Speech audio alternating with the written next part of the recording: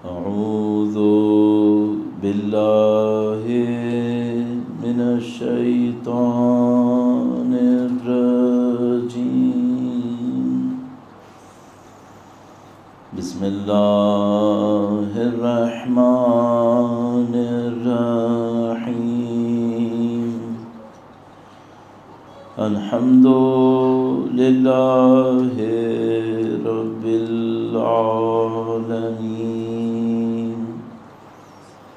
والصلاة والسلام على سيد الأنبياء والمرسلين،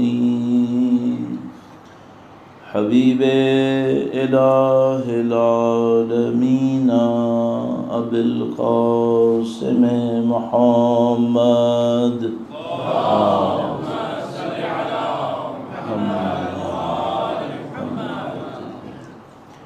وعلى آله الطيبين الطاهرين، سيما بقية الله في الأراضين. قال الله تعالى في كتابه الكريم: بسم الله الرحمن الرحيم. أم حسبت أن أصحاب الكهف والرقيم كانوا من آياتنا عجبا. درود بھیجے گا محمد و آل محمد پر. صلی علی محمد. خدا نمتال کے انتہائی احسان ہے، انتہائی لطف ہے. ہم خدا نمتال کی اس نعمت کو شاید اس دنیا میں رہتے ہوئے نہیں سمجھ پائیں گے. بہت ساری خدا نمتال کی نعمتیں ہیں، حقیقت ان کی ہم اسی وقت سمجھیں گے جب دنیا سے چلے جائیں. الناس نیام اذا ما تنتبه، مولا کا قول ہے، بہت اعلیٰ پائے کا قول ہے. لوگ سو رہے ہیں، جب مریں گے تو جاگ جائیں. الحمدللہ رب العالمین. ہم خدا متعال کے شکر گزار ہیں، اس نے ہمیں سید الشہداء کی محبت نصیب کی ہے، سید الشہداء کی عزا میں بیٹھنا نصیب کیا. لیکن حقیقت یہ ہے کہ ہمیں اس کی اصل روحانیت، اس کی اصل نورانیت شاید ابھی سمجھ میں نہیں آئے گی. ہاں، اگر آپ اہل بیت اطہار علیہ السلام کی روایات پہ غور کریں، کچھ نہ کچھ اندازہ ہو جاتا ہے. مثلا ہمارے پاس موجود ہے کہ، اور متعدد راویوں سے ہمارے پاس موجود ہے کہ اگر کوئی سید الشہداء کے غم میں اتنے آنسو بہا لے کہ چہرے پر جاری ہو جائے، فرمایا قطعاً جنت میں جائے گا، قطعاً جنت میں جائے گا. ہمیں معلوم ہے اس کے لیے خلوص چاہیے، ہمیں معلوم ہے اس کے لیے اخلاص چاہیے. اور اللہ سے جو ہماری دعا ہے وہ یہ کہ خدا ہر گزرتے ہوئے محرم کے ساتھ ہمارے خلوص اور اخلاص میں اضافہ فرما.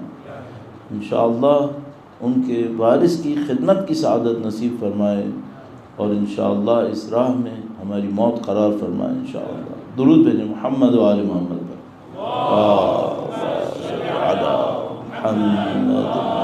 محمد وعجل.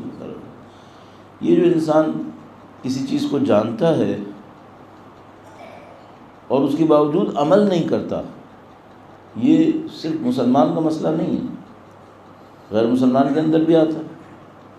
اس کا مطلب یہ ہے کہ یہ معاملہ کسی ایک فرقے، ایک گروہ، ایک دین کا معاملہ نہیں ہے، یہ سب کے ساتھ آئے گا. بہت سارے لوگوں کو یہ پتہ ہوگا کہ مثال کے طور پر ایکسرسائز کرنا ان کے لیے مفید ہے، تو جتنے لوگوں کو پتہ ہے وہ سب کرتے ہیں کیا؟ نہیں.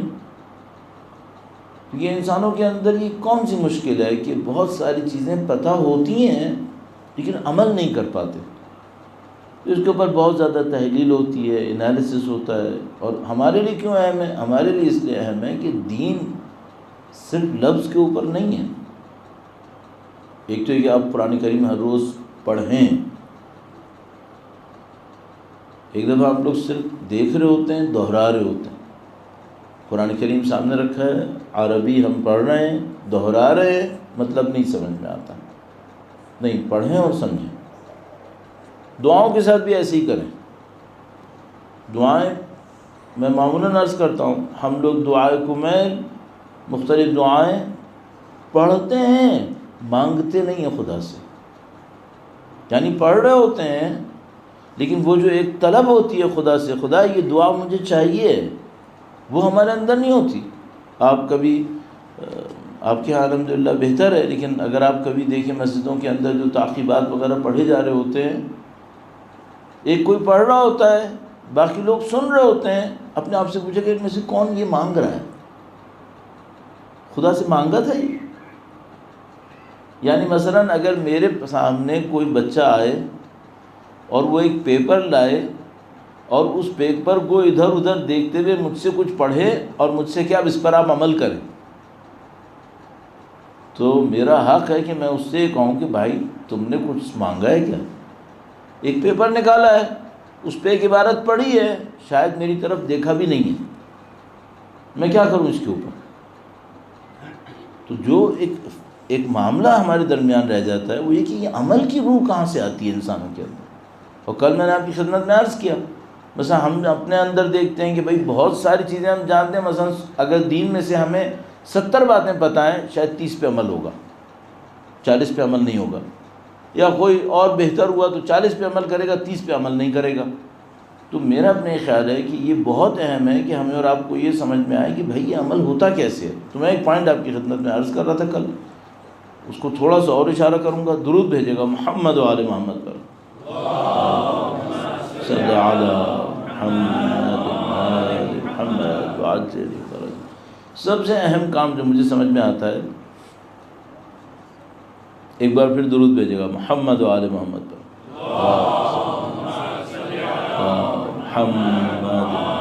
محمد وعجل. جو چیز مجھے سمجھ میں آتی ہے سب سے اہم ہے وہ یہ ہے کہ بھئی آپ کو اس بات کے فائدے پر یقین ہوا ہے یا فائدے پہ یقین نہیں ہوا ہے. کہاں اس کو آپ بہت آسانی سے احساس کر سکتے ہیں؟ آپ ڈاکٹر کے پاس جائیے،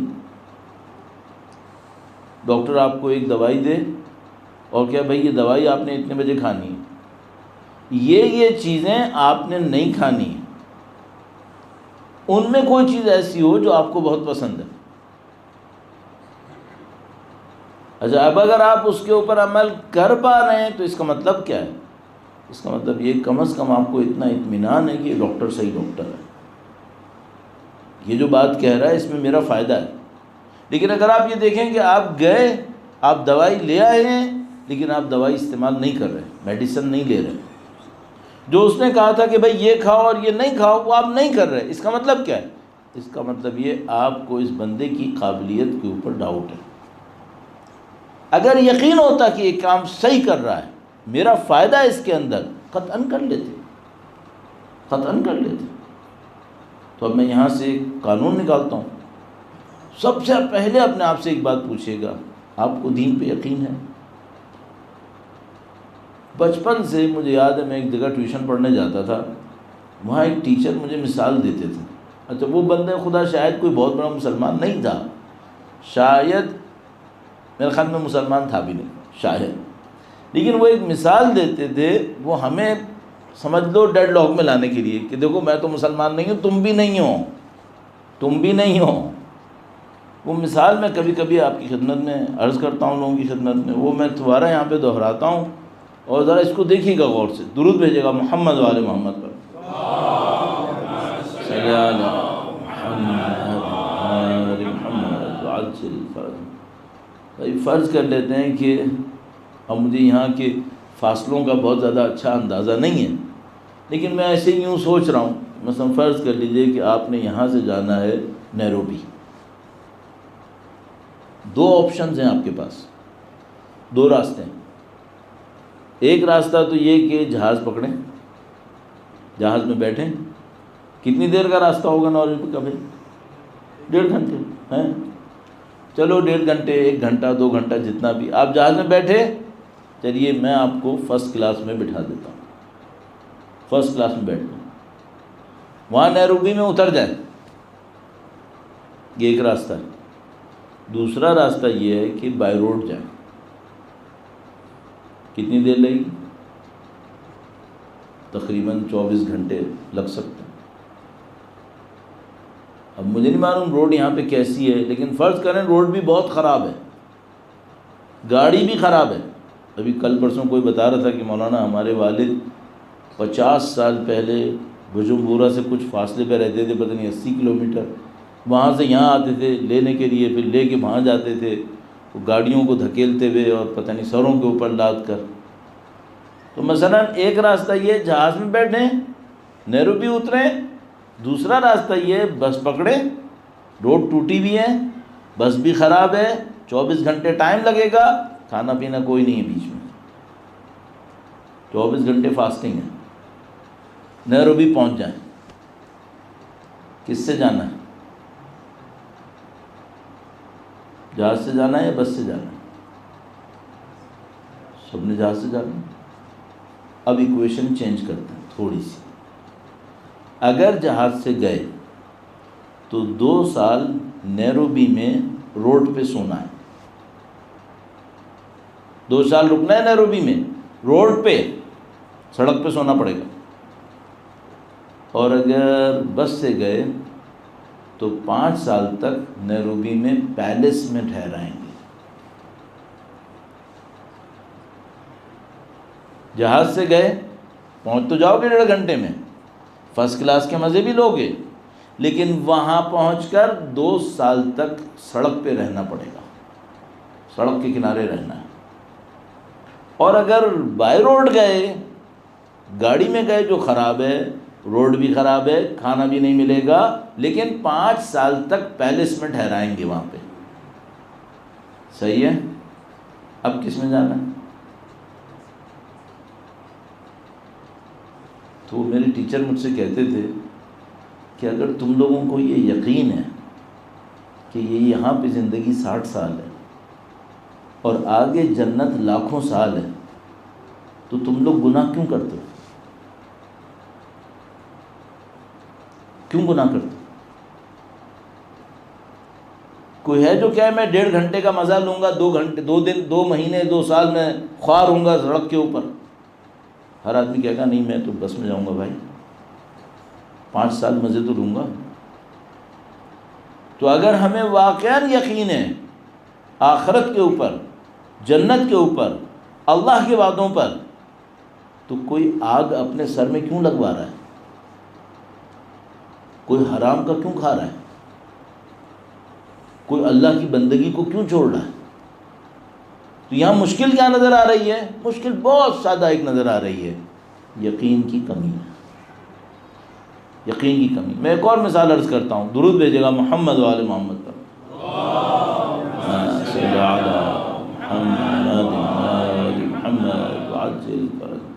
اب میں ایسا نہ ہو مثالوں میں ہی آپ کا وقت لے لوں، لیکن میں عرض کرنے کی پھر بھی کوشش کر دیتا ہوں۔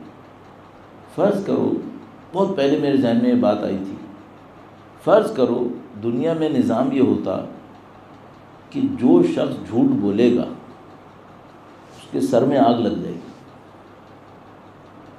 اگر دنیا میں یہ نظام ہوتا، جیسے ہی کوئی جھوٹ بولے سر میں آگ لگ گئی۔ میں آپ سے پوچھتا ہوں اب لوگ جھوٹ بولتے کیا؟ تو میں اپنے طور پہ کہتا ہوں ایک دفعہ ٹیسٹ کرنے کے لیے بولتا کہ آگ لگ رہی ہے یا نہیں لگ رہی، ایک دفعہ ڈھنگ سے آگ لگ جاتی پھر نہیں بولتا۔ کیا نشانی ہے؟ کتنے لوگ ہیں جو اپنا ہاتھ جلا رہے ہیں؟ کون ہے جو چولہے کے اوپر جا کے اپنا ہاتھ رکھ رہا ہے جلانے کے لیے؟ کوئی نہیں جلا رہا۔ کیوں نہیں جلا رہے؟ کو پتہ ہے آگ کی تکلیف ہوتی ہے۔ جھوٹ بول رہے ہیں یا نہیں بول رہے؟ ہاں جھوٹ بول رہے ہیں۔ ان کو نہیں پتہ آگ لگے گی، ان کو نہیں پتہ اس کے بعد جہنم ہے۔ پتہ ہے؟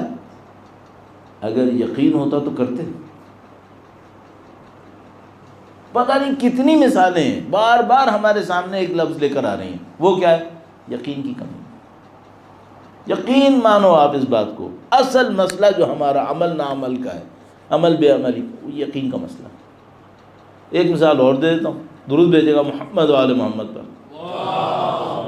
صلی علی محمد و آل محمد وعجل فرج۔ صاحب بڑا عجیب ایک سلسلہ ہے عرفاء کا، میں جب سے اس کے بارے میں تھوڑا بہت جان پایا ہوں، میں کہیں نہ کہیں اپنی مجالس میں اس کا ذکر ضرور کر دیتا ہوں۔ بڑا عجیب سلسلہ ہے۔ آپ نے بڑے نامی گرامی عارف کا نام سنا ہے، آیت اللہ بہجت کا نام، یہ آپ سب نے سنا ہے۔ آپ اپنے درمیان ہمیشہ ایک کوشش کیجیے گا، جب بھی کوئی فینومینا دیکھیں، کوئی بلڈنگ دیکھیں، کتاب دیکھیں، شخص دیکھیں، اپنے آپ سے ضرور یہ پوچھئے گا اس کو بنایا کس نے ہے۔ یہ ہمیشہ کیجیے گا۔ مثلا آپ نے گاڑی اچھی سی دیکھی، آپ گاڑی کے مزے لینا چاہ رہے ہیں، مزے ضرور لیں، سب سے پہلے اپنے آپ سے پوچھیں بنایا کس نے ہے۔ اس سے آپ کو بہت فائدہ ہوگا زندگی کے اندر۔ کیوں؟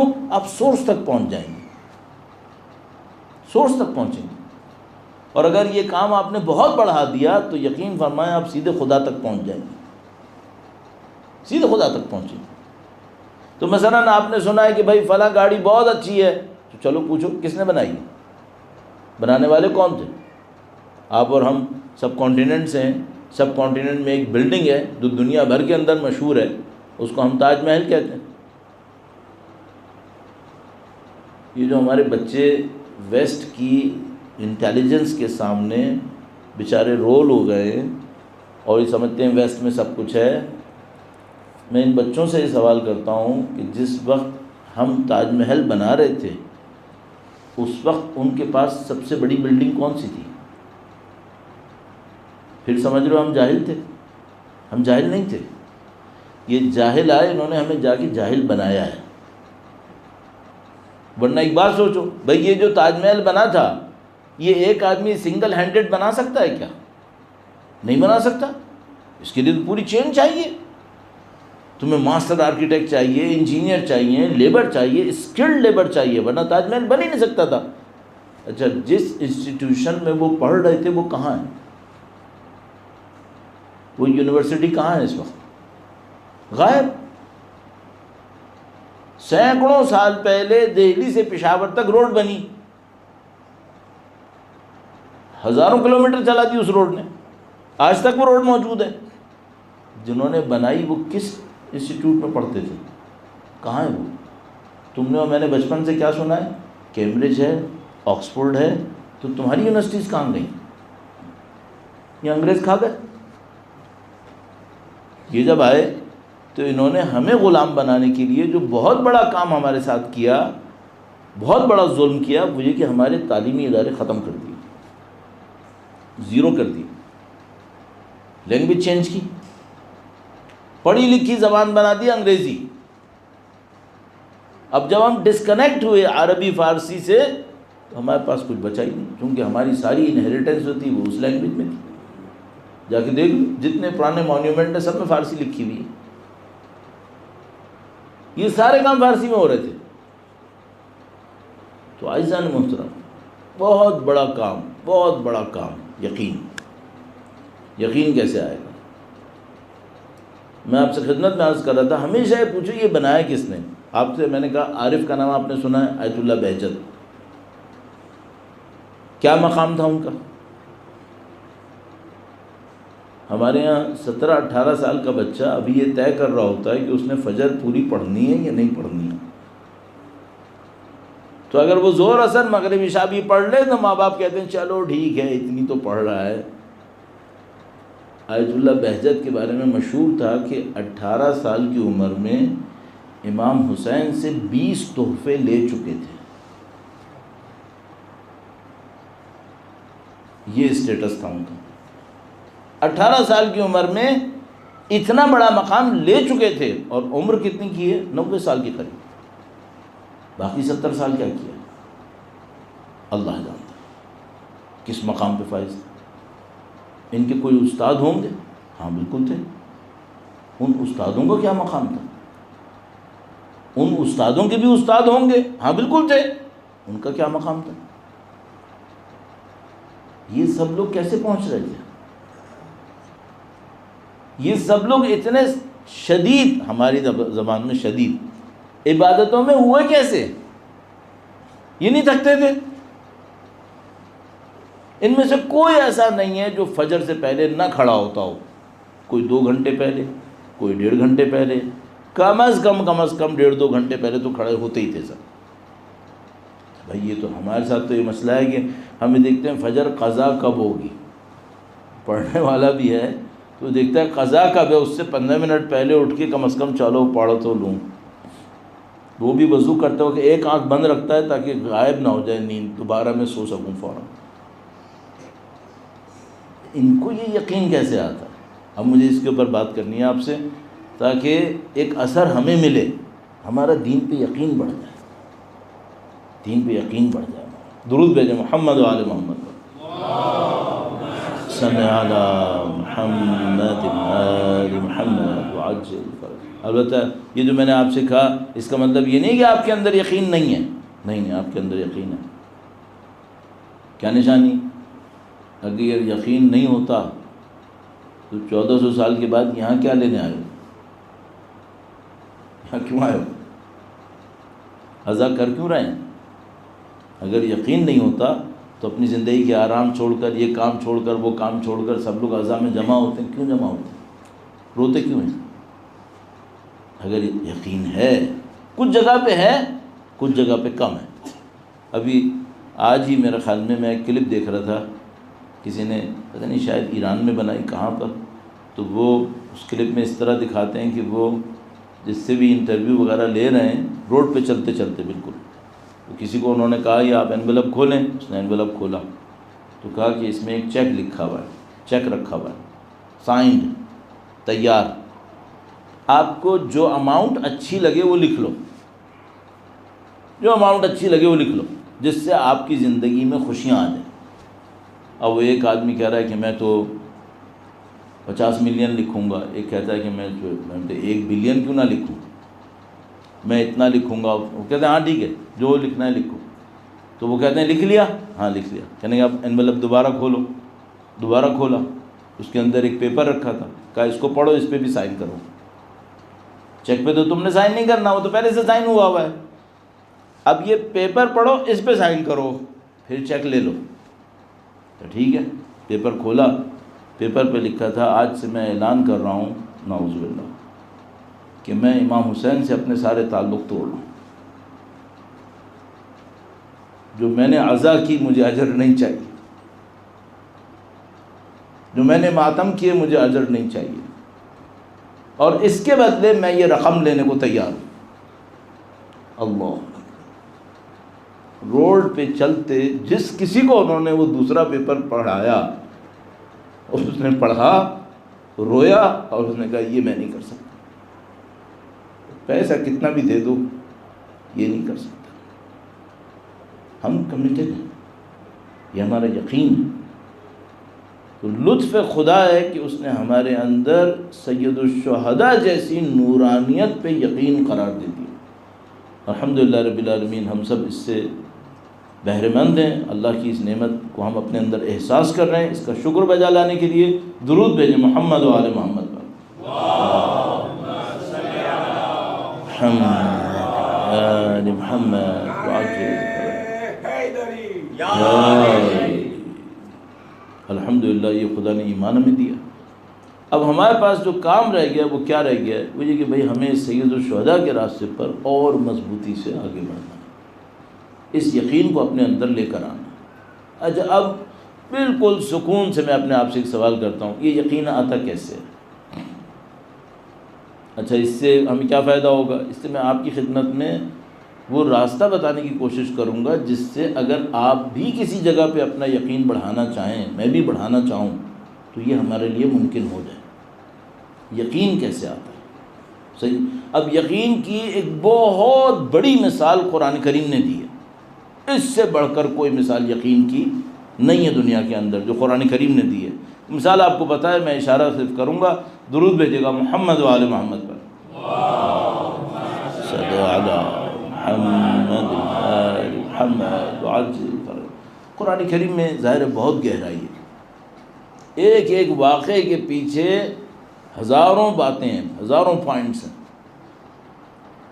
حضرت ابراہیم علیہ السلام نے اللہ تعالیٰ سے پوچھا کیف تخلق، یہ نہیں پوچھا کہ تو خلق کرتا ہے یا نہیں کرتا، یہ نہیں پوچھا، پوچھا کیسے خلق کرتا ہے۔ سوال یہ نہیں ہے کہ تو خلق کرتا ہے نہیں کرتا، وہ مجھے معلوم ہے کہ خلق کرتا ہے، کیف تخلق، کیسے خلق کرتا ہے۔ خدا متعالی نے پوچھا کہ کیا تمہیں ایمان نہیں ہے؟ کہا ہے ایمان مجھے کہ تو خلق کرتا ہے، اور تو جیسے بھی خلق کرتا ہے تو وہی خلق کرتا ہے، لیکن لیطمئن قلبی، میرا دل مطمئن ہو جائے۔ یہ جو پوائنٹ ہے یہ بہت امپورٹنٹ ہے، لیطمئن قلبی، میرا دل مطمئن ہو جائے۔ قلب کو میں کبھی آپ کی خدمت میں عرض کروں گا انشاءاللہ اگر توفیق ملی، میرا قلب مطمئن ہو جائے۔ خدا متعال نے کیا کیا؟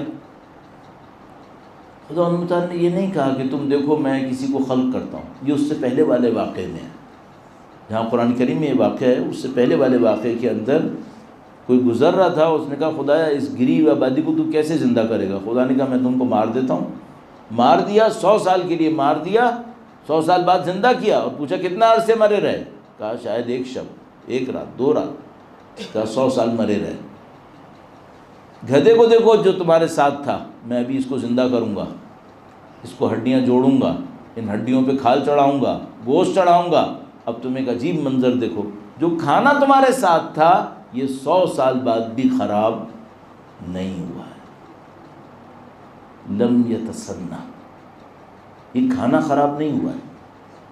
کھانے کو 100 سال چلنا چاہیے تھا، نہیں، یہ خدا نے اپنی قدرت دکھائی۔ کہا تم پوچھ رہے تھے نا کیسے زندہ کرے گا اس آبادی کو جو ختم ہو گئی؟ کہا میں دیکھو ابھی کرتا ہوں، تم 100 سال مرے رہے تم زندہ ہو گئے، تمہارا گدھا 100 سال مرا رہا وہ زندہ کروں گا۔ کھانا جو خراب ہو جانا چاہیے تھا شام تک میں نے خراب نہیں ہونے دیا، 100 سال سے ویسے ہی پڑا۔ حضرت ابراہیم نے یہ نہیں مانگا تھا، اگر حضرت ابراہیم نے یہ مانگا ہوتا نا تو خدا حضرت ابراہیم علیہ السلام سے کہتا ہے ایک پہاڑی پہ کھڑے ہو جاؤ میں پرندوں کو زندہ کر کے دکھاتا ہوں۔ کہا نہیں، تم کرو گے، اب تم کرو۔ اس کا مطلب کیا ہے؟ بعض اوقات اللہ بندے کو کسی یقین تک پہنچانے کے لیے کسی چینل میں سے گزارتا ہے۔ اگر بندے نے خدا سے یہ کہا ہو کہ خدایا مجھے کوئی مشکل سے نہیں گزرنا، اس کا مطلب کیا ہے؟ یہ کبھی اس چینل سے نہیں گزرے گا۔ اگر اس چینل سے نہیں گزرے گا تو کیا فائدہ کیا نقصان؟ فائدہ یہ کہ سختی نہیں آئی، نقصان کیا ہے؟ یقین بھی نہیں آیا، یقین بھی نہیں آیا۔ تو بعض چیزیں ایسی ہوتی ہیں دوستو جس کو حاصل کرنے کے لیے کسی جگہ سے گزرنا پڑتا ہے۔ اب حضرت ابراہیم علیہ السلام نے کہا کہ اے خدا تو کیسے خلق کرتا ہے؟ خدا نے کہا ابراہیم اب محنت کرنی پڑے گی، اب یہ نہیں ہے کہ میں تم کو پہاڑی پہ کھڑا کر دوں گا اور تم دیکھنا میں کیسے خلق کرتا ہوں، نہیں، اب تم کیا کرو، تم جاؤ 4 پرندے لو، پالو انہیں، پھر ان پرندوں کو ذبح کرو۔ اب کوئی شخص جب کسی کو پالتا ہے تو پھر اسی کو ذبح بھی کرے۔ اب کچھ سمجھ میں آ رہا ہے کہ کیوں اللہ نے حضرت ابراہیم سے حضرت اسماعیل کو ذبح کروایا؟ اگر کسی مقام پہ پہنچنا ہو تو کسی چینل سے گزرنا پڑتا ہے۔ زندگی میں سب چیزیں آسان آسان آسان تو پھر یقین بھی نہیں ہے، کہیں گزرنا پڑتا ہے۔ درود بھیجیں محمد و آل محمد پر، صلی علی محمد و آل محمد وعجل۔ خدا متعال نے کہا تم 4 پرندے لو، انہیں پالو، انہیں ذبح کرو، ان کے ٹکڑے ٹکڑے کرو، ٹکڑے ٹکڑے کرنے کے بعد ان کو کسی جگہ پہ سارے سب ملا ملو کے رکھ دو۔ اب تم ان پرندوں کو آواز دو، تو پرندوں کو آواز دو گے تو کیا ہوگا؟ خدا تمہاری آواز میں خالقیت ڈالے گا۔ یا اللہ، بعض اوقات خدا کسی کو ایسے بھی نوازتا ہے، اس کی آواز میں خالقیت ڈال دی۔ یہ شرک ہے؟ نہیں شرک نہیں ہے۔ حضرت عیسیٰ علیہ السلام کہتے تھے میں مردے کو زندہ کروں گا بِإِذْنِ اللہ، میں زندہ کروں گا، قرآن میں لکھا بِإِذْنِ اللہ، اللہ کے اذن سے۔ حضرت ابراہیم علیہ السلام نے کہا تم آواز دو، آواز دیے، پرندے اڑ کے آئے۔ اب کیا ہوا؟ اب حضرت ابراہیم علیہ السلام کو نظر آیا کہ کیف تخلق، خلق کیسے ہوا۔ اب آپ اور میں کیا کہہ رہے ہیں؟ خدایا ہمیں یقین چاہیے۔ وہ ایک عارف تھے، فوت ہو گئے، ان کا مقام بہت بلند تھا، سب جانتے تھے کہ ان کا مقام بہت بلند ہے۔ ان کے ایک دوست تھے، وہ زندہ تھے، تو وہ سوچتے تھے کہ میرا دوست کبھی میرے خواب میں آئے تو میں اس سے پوچھوں۔ تو ایک دفعہ خواب میں آ گئے، خواب میں آئے تو انہوں نے اپنے دوست کا ہاتھ پکڑ لیا خواب میں، اور اس سے کہا کہ اب جب تک نہیں بتاؤ گے نا کہ تم اس مقام پہ کیسے پہنچے ہو، میں تمہارا ہاتھ نہیں چھوڑوں گا۔ خواب میں کہا، تو وہ کہتے ہیں خواب میں اس نے میرا ہاتھ چھڑایا اور اس نے کہا کہ یہ وہ حلوہ نہیں ہے جو بتانے سے مزہ آتا ہے، یہ وہ حلوہ ہے جو کھانا پڑتا ہے، اس کا مزہ بتانے سے نہیں آتا ہے۔ آپ کو یقین چاہیے، جاؤ کتاب میں پڑھ لو۔ نہیں بیٹا، کتاب پڑھنے سے نہیں آئے گا، کتاب پڑھنے سے راستہ سمجھ میں آئے گا۔ جاؤ مثلا فلاں کام کر لو، نہیں کچھ نہیں ہوگا، اس کا ایک راستہ ہے، اس راستے سے گزرنا پڑے گا۔ سخت ہوگا یا آسان ہوگا؟ ہاں یہ سخت ہوگا، یہ سخت ہوگا۔ تو اب پہلی بات تو آپ اس بات کو سمجھ لیں کہ بھئی اگر آپ اور میں واقعاً دین پہ یقین چاہتے ہیں اور یہ کہنا ہے یہ ہمیں آسانی سے مل جائے، مفت میں مل جائے، نہیں سرکار، یہ آپ کو گاڑی مفت میں مل سکتی ہے، ابا مالدار ہوں بچے کے پاس خود ہی گاڑی آ جائے گی۔ زمین مفت میں مل سکتی ہے، باپ جاگیردار ہو اس کے پاس جاگیر ہوگی تو بیٹے کو مل جائے گی۔ ڈگری بھی مل سکتی ہے، وہ کنا قذافی کے بیٹے نے London school of economics and political science سے کچھ $1 ملین دے کے ڈگری لے لی تھی PhD کی، یہ سب مل سکتا ہے۔ لیکن اب تم کو مجھے دین پہ یقین مل جائے مفتے میں، نہیں، یہ حلوہ ادھر ادھر سے نہیں ملتا ہے، یہ حلوہ خود بنانا پڑتا ہے، جو بناتا ہے وہی چکھے گا اس کو۔ درود بھیجیں محمد و آل محمد پر، صلی علی محمد آل محمد وعجل۔ اچھا آپ مثلا ایک قدم اور بڑھیں، آپ کہیں بھائی یہیں پہ رک گئی بات، آپ چاہتے ہیں اس کام کو کریں تو کیا کریں؟ یقین بڑھائیں تو کیا کریں؟ چھوٹا سا ایک کام کر لو، جن چیزوں پر تم سمجھ رہے ہو کہ تمہیں یقین ہے اس پہ عمل کرو۔ اگر آپ اپنے اندر یقین بڑھانا چاہتے ہیں تو چھوٹا سا ایک کام ہے جس کا آپ کہہ رہے ہیں کہ مجھے اس کا یقین ہے، اس پر عمل کرو۔ جیسے ہی آپ اپنے پرانے یقین پر عمل کریں گے، خود بخود آپ کے اندر مزید یقین لینے کی طاقت بڑھنا شروع ہو جائے گی، اور یہ کام ہوتا ہے قلب سے۔ دوبارہ قلب بیچ میں آ گیا، ابھی بھی میں اس میں نہیں جانا چاہ رہا ہوں، اس میں ٹائم لگے گا۔ یہ انسان کے اندر ایک فیکلٹی ہے، ایک طاقت ہے، صلاحیت ہے، اگر وہ اپنے یقین پہ عمل کرے جو پہلے سے ہو اس کے پاس، آہستہ آہستہ اس کے اندر یقین حاصل کرنے کی طاقت بڑھتی ہے، اور یہ جو یقین آتا ہے یہ عمل سے دور رہ ہی نہیں سکتا، یہ ہمیشہ عمل کے ساتھ آتا ہے۔ اس کا صرف ایک راستہ ہے، اپنے یقین پر جو پہلے سے ہے تمہارے اندر اس پر عمل کرو۔ اور جیسے ہی کہیں آپ نے، اچھا اس کے مقابلے میں اس کا ایک زہر بھی ہے، وہ زہر کیا ہے؟ جس پہ یقین تھا اسے جھٹلا دیا، اب مصیبت آئی۔ جن چیزوں پہ یقین تھا وہ بھی جائے گا۔ ایک مثال عرض کرتا ہوں اور آپ کی زحمت تمام کروں گا، درود بھیجے گا محمد و آل محمد پر،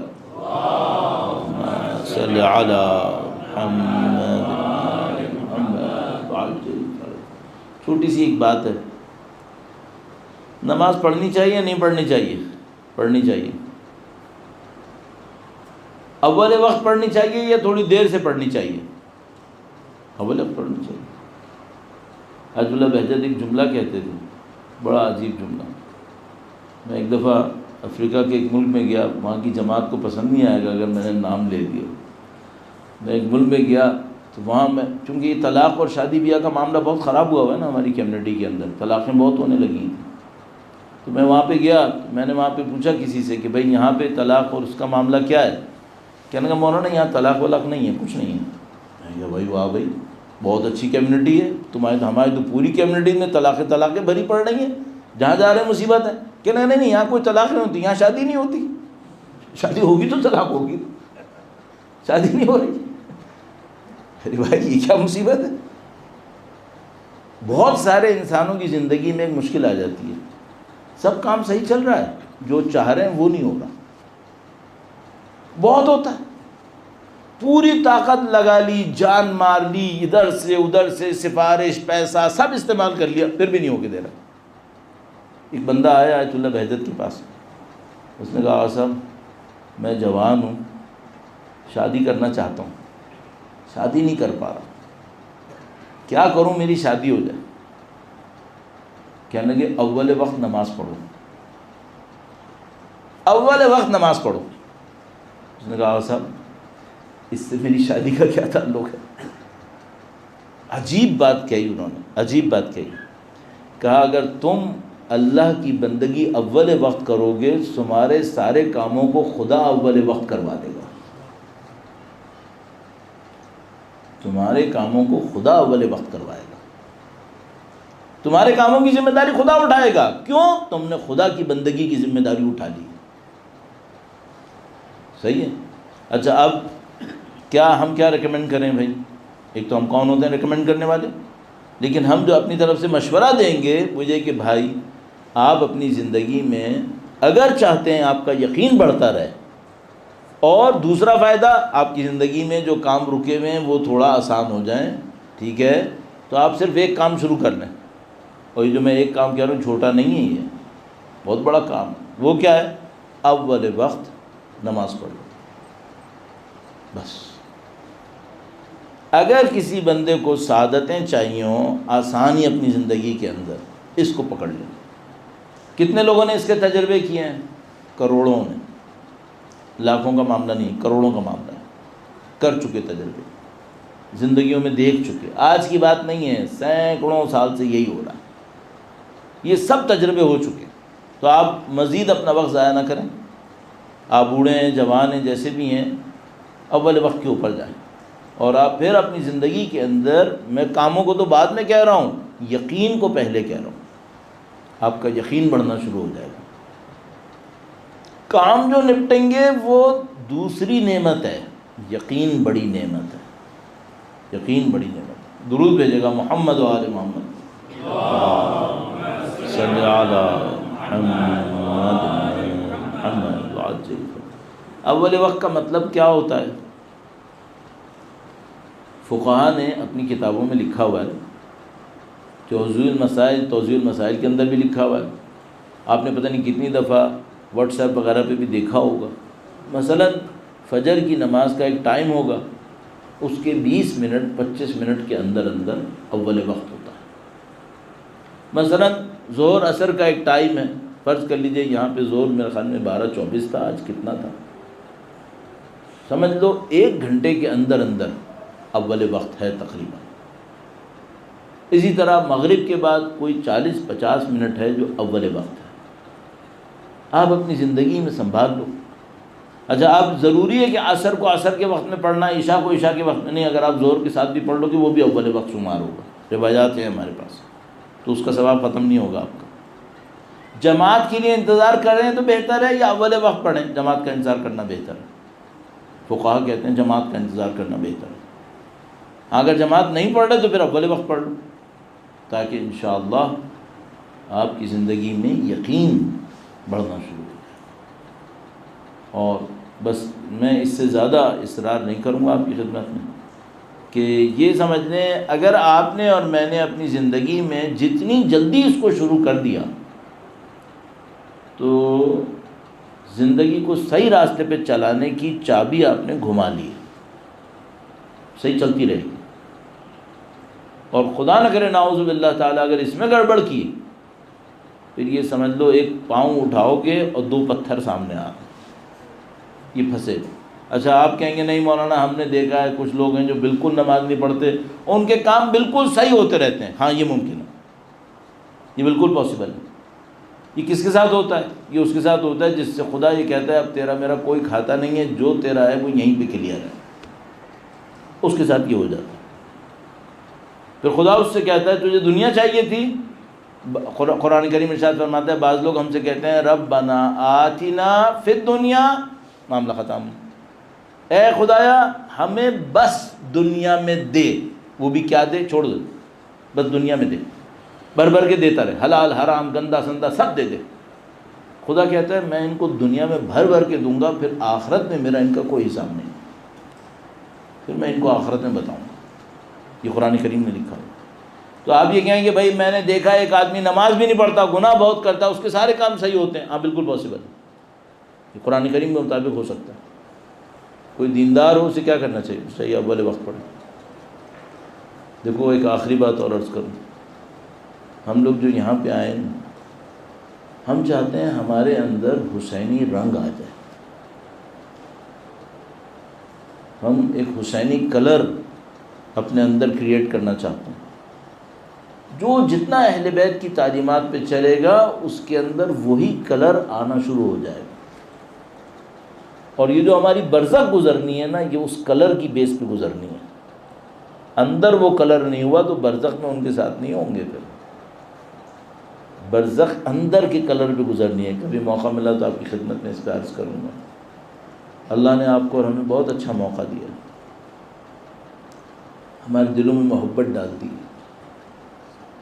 آپ دیکھ رہے ہیں میں ہر روز پہلے اس پہ شکر کرتا ہوں، کیونکہ مجھے یہ سمجھ میں آیا ہے جتنا بھی وقت گزارتا جا رہا ہوں مجھے کہ میرے جیسے کے پاس موت اور موت کے بعد کے لیے سوائے اس محبت کے اور کوئی بڑا سہارا نہیں.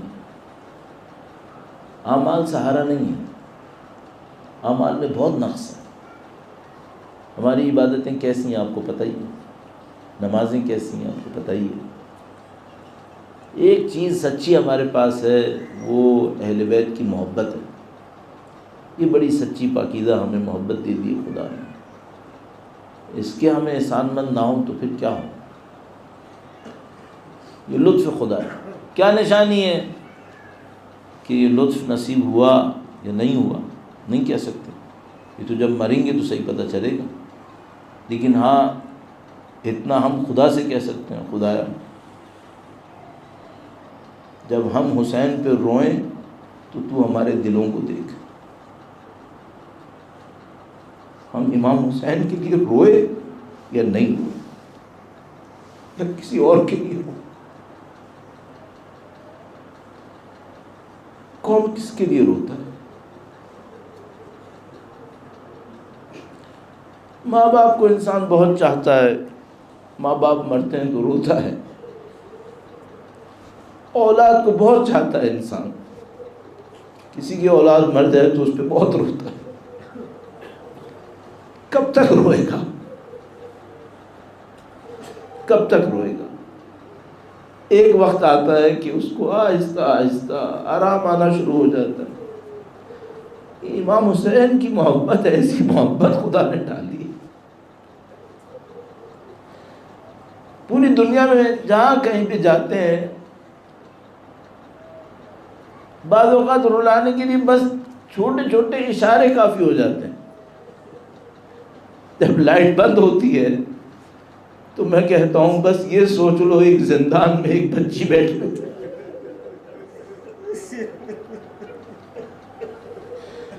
آج مرثیہ پڑھنے والے نے مولا سید سجاد کا بھی نام لیا. کربلا کوئی آج کی شب تیار ہونا شروع ہو گئی ہے. اللہ الحمدللہ رب العالمین. آپ نے عزاخانے سجائے ہوئے ہیں، آپ نے عزاداری کا بندوبست کیا ہوا ہے. یہ آپ نے بندوبست کس امید پر کیا ہے؟ یہ آپ نے اس امید پر کیا ہے کہ انشاءاللہ مادر حسین ہم پر بھی نظر کریں گی انشاءاللہ. ان کا لطف و کرم ہمارے حق میں بھی شامل ہوگا۔ بڑی عجیب بات ہے، سید الشہداء اپنی والدہ سے الوداع کر کے آئے تھے، اپنی والدہ کو الوداع کیا تھا، لیکن یہ تاریخ نے بار بار بتایا کہ ماں نے بیٹے کو الوداع نہیں کیا تھا، ماں تو بیٹے کے ساتھ ساتھ آئی ہے۔ آج امام حسین کربلا پہنچے ہیں، گویا آج سیدہ طاہرہ کربلا آ گئی، سید الشہداء کربلا آ گئی۔ بڑا عجیب معاملہ ہے، بہت عجیب وقت ہے۔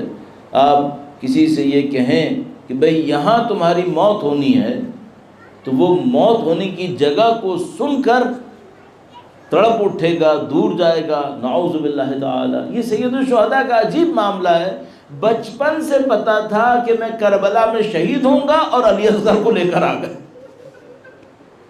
علی اکبر کو لے کر آ گئے، سب کو قربان کرنے کے لیے لے کر آ گئے، کیونکہ اللہ کے سامنے ایسی قربانی دینی تھی جس کی کوئی مثال نہ ہو، جس کی کوئی نظیر نظر نہ آئے کہیں پہ دنیا بھر کے اندر۔ تو سید الشہداء علی اکبر جیسے کو لے کر آ گئے، اللہ اکبر۔ کربلا سے تھوڑے فاصلے پر سید الشہداء گویا کچھ لمحے کے لیے خواب میں ایک منظر دیکھتے ہیں اور فرماتے ہیں انا للہ و انا الیہ راجعون۔ انسان جب مصیبت میں ہوتا ہے تو کوئی اس کا سہارا بنے، یہ بڑی بات ہوتی ہے۔ جب سید الشہداء کو انا للہ کہتے سنا تو سب سے پہلے علی اکبر آئے، کہا بابا آپ نے کلمہ استرجاع پڑھا، آپ نے انا للہ پڑھا؟ کہا ہاں بیٹا، میں نے خواب دیکھا ہے کہ کوئی یہ کہہ رہا ہے یہ قافلہ جا رہا ہے اور موت اس کے پیچھے پیچھے آ رہی ہے۔ علی اکبر نے دیکھا کہ میرے بابا کے دل پر غم طاری ہوا ہے، شاید یہ سوچ کر کہ میں مارا جاؤں گا، تو علی اکبر نے اپنے بابا کی ہمت بڑھائی اور فوراً اپنے والد سے کہا کہ بابا مجھے یہ بتائی السنا علی الحق، کیا ہم حق پر نہیں ہیں؟ امام نے فرمایا ہم قطعاً حق پر ہیں۔ تو علی اکبر نے کیا بہادری دکھا کر کہا پھر مجھے پرواہ نہیں میرے اوپر موت کیسے آئے، پھر مجھے پرواہ نہیں، مجھے موت کیسے آئے، بس میں نہیں مصائب پڑھ سکتا علی اکبر کے، لیکن علی اکبر آپ کو تو پرواہ نہیں ہے، لیکن حسین نے بھی وہ منظر دیکھنا ہے، وہ منظر امام حسین نے بھی دیکھنا ہے۔ بڑا سخت منظر تھا۔ علی اکبر تو اتنی آسانی سے کہہ گئے، کوئی سید الشہداء کے دل سے پوچھے کہ بیٹا تو اتنی آسانی سے کہہ گیا، تجھے نہیں معلوم مجھ بوڑھے نے جب وہ منظر دیکھا تو کیا گزری میرے اوپر۔ کربلا بسنا شروع ہو گئی، کربلا آ گئے، زمین کربلا پہ پہنچے۔ سید الشہداء نے پوچھا اس جگہ کا نام کیا ہے؟ ابن طاؤس نے لحوف کے اندر ایک روایت مختلف انداز میں کی ہے، نفس المحموم میں شیخ عباس قمی نے بھی ایک اور انداز میں اس کو بیان کیا ہے۔ تو بیان کرنے والا کہتا ہے کہ اس نے آ کر کہا کہ مولا اس کو نینوا کہتے ہیں۔ امام نے پوچھا کوئی اور نام ہے اس کا؟ اس نے کہا اس کو طف بھی کہتے ہیں۔ فرمایا کوئی اور نام ہے؟ کہا اس کو شط الفرات بھی کہتے ہیں۔ فرمایا پھر کوئی اور نام ہے؟ اس نے کہا اس کو کربلا بھی کہتے ہیں۔ فرمایا ھذا مقام کرب و بلا، یہ کرب اور بلا کا مقام ہے، رنج اور امتحان کا مقام ہے۔ ہا ہنا محط رحالنا، یہیں ہمارا قافلہ رکے گا۔ ہا ہنا مسفک دمائنا، یہیں ہمارا خون بہے گا، یہیں ہماری قبریں بنیں گی۔ امام نے مصائب کے کچھ جملے پڑھے، لیکن عزیزو بہت سارے جملے نہیں پڑھے، نہیں کہا یہی میرا لاشا پابال ہوگا، نہیں کہا۔ جو تو جاننے والی بی بی زینب کبریٰ سلام اللہ علیہا وہ تڑپ اٹھی کہ میرے بھائی نے یہ کیا کہہ دیا، بس وہاں سے گریہ کی آوازیں بلند ہوئیں، بی بی زینب کو تسلی دلائی، اور سید الشہداء نے ایک اگلا قدم اٹھایا، وہاں رہنے والے لوگوں کو بلایا۔ تو لوگوں نے بتایا کہ یہاں ایک قبیلہ ہے بنی اسد، اس کی ایک شاخ یہاں پر رہتی ہے۔ کہا بنی اسد کے لوگوں کو بلاؤ۔ بنی اسد کو بلایا اور کہا دیکھو ہم نواز رسول ہیں اور ہم یہاں یہاں پر رکنے کا ارادہ کر رہے ہیں. انہوں نے کہا مولا زمین ہماری زمین ہے, ہم آپ کو اجازت دیتے ہیں, آپ ہماری زمین کے اوپر قیام فرمائیں. کہا نہیں, ہمارا کچھ وقت رکنے کا ارادہ نہیں ہے, ہم نے یہاں ہمیشہ کے لیے رکنا ہے, ہم اس زمین کو خریدنا چاہتے ہیں. وہ بے بس ہو گئے. امام کے اصرار کے سامنے ایک رقم لے لی. امام نے اس کے لیے تیاریاں کیں اور کہا دیکھو بنی اسد, ہم نے تم سے زمین خرید لی اور زمین کے پیسے تمہیں دے دیے, لیکن اس زمین کی نگہبانی کی ذمہ داری تمہیں دے رہے ہیں. بنی اسد سے پیسے دے دیے, زمین لے لی اور اس کے بعد کہا تم ہی اس زمین کی دیکھ بھال کرو گے. انہوں نے کہا مولا جو آپ حکم فرمائیں. کہا بنی اسد تمہیں دیکھ بھال میں 3 کام کرنے ہوں گے, 3 کام کرنے ہوں گے. ایسو آپ مولا سید الشہداء کے نام پہ آئے ہیں نا, آپ 3 کام کرنے ہوں گے فرمایا. کہا بنی اسد نے مولا آپ حکم فرمائیں. اب ذرا سننا. کہا جب ہمارے جنازے بے گور و کفن دیکھو تو دفنا دینا. اب بنی اسد بھی گریہ تاری ہو گیا. ارے مولا ایسا وقت آئے گا آپ کا جنازہ بے گور و کفن. کہا ہمارے جنازے بے گور و کفن دیکھو تو دفنا دینا. انہوں نے کہا مولا حکم کی اطاعت ہوگی. عجیب بات کہی. کہا دیکھو زمین تمہارے پاس رہے گی, لیکن کبھی میرے لاشے کے اوپر, کبھی میری قبر کے اوپر ہل مت چلانا, یہ نشان باقی رہے گا. میرے زائر آتے رہیں گے قیامت تک کے لیے. یا اللہ خدا سب کو نصیب کرے, اس دنیا میں ظاہر بنائے, اس دنیا میں ظاہر بنائے انشاءاللہ. کہا میرے ظاہر قیامت تک آتے رہیں گے, میری قبر کا خیال کرنا. انہوں نے کہا مولا حکم کی اطاعت ہوگی. ایسو تیسری بات تو بڑی ہی عجیب بات ہے, بڑی ہی عجیب بات ہے. اب میں جب یہاں پہ اندر داخل ہوتا ہوں تو سامنے ایک سبیل لگی ہوتی ہے جس میں لوگوں کو پانی پلایا جا رہا ہوتا ہے. عجیب بات ہے, امام حسین تو بھوکے رہے, امام حسین تو پیاسے رہے, اور بنی اسد سے کہا دیکھو میری زیارت کرنے والا آئے تو اس کو بھوکا نہ چھوڑنا, اس کو پیاسا نہ چھوڑنا, اس کو 3 دن تک کھانا کھلانا. ارے مولا قربان آپ کے اوپر, خود علی اصغر کو پیاسا شہید کروا لیا. الا لعنت اللہ علی القوم الظالمین وسيعلم الذين ظلموا أي منقلب ينقلبون. ما تنهي